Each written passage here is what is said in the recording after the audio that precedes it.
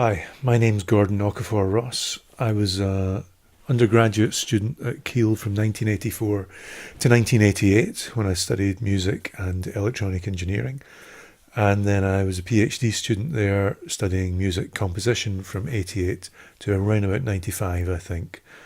Um, in terms of developing my career, uh, during my PhD studies, I became reasonably successful as a composer, writing for orchestra and usually live electronics of some sort. So in I think it was '96, I had a piece in the Proms with the BBC Symphony Orchestra. I had composed for City of Birmingham Symphony Orchestra, and for contemporary ensembles like Shiva Nova or Sing Circle. I had commissions coming in. I was doing some stuff for TV as well. Um, but around about 95, I was living in the middle of Wales, and it was great for writing music, but it wasn't great for having a social life.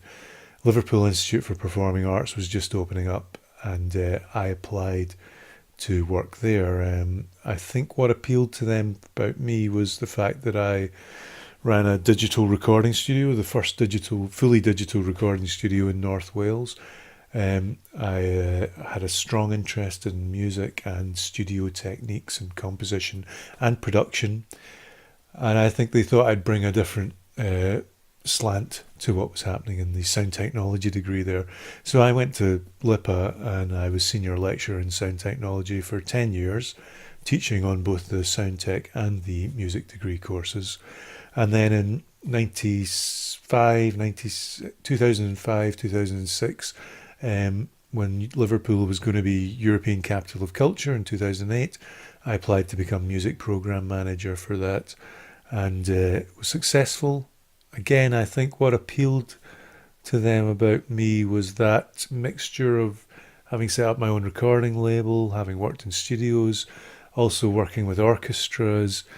In the job as it came, I was able to speak to the Berlin Philharmonic or the Liverpool Philharmonic Orchestra, recording studios in the area, MTV when we were talking about the Europe Music Awards, the Mobos the year after, organisations like Eighth Blackbird, a contemporary music ensemble from the States. Also, I could talk to young musicians, rock bands, people like that from across the city, and I could understand where teachers were coming from too. So I had a pretty broad spectrum of experience, which I think really appealed for that.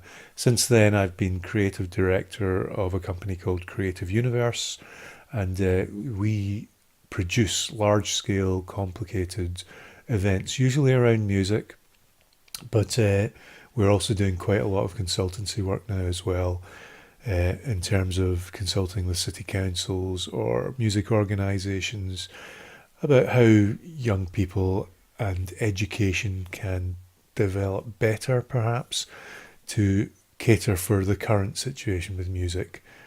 That's pretty vague, but it's quite a difficult topic to really nail down. I'm still involved in music. I'm in my office here, which is basically a small recording studio based around a laptop. But I can run everything I need on that, from Final Cut Pro to Logic, Reason. This I'll edit an iMovie and send off. I find that being literate with the computers and the software and both Windows and Mac has been a real bonus, and being able to work in my office to edit everything that I need to create, being very hands-on, is very useful for me too. If there's one piece of advice that I would give anyone who is moving into this particular area, is pay very close attention to the details. If you're taking on a very complicated project, you really need to understand how it all fits together. You need to have thought that through, because on the day when the event takes place, everything will change. And it's only by knowing exactly how everything fits and how they can possibly change that you can cope with that change. If you don't understand the project really profoundly, you'll find it very difficult to cope with delivering the project on the day.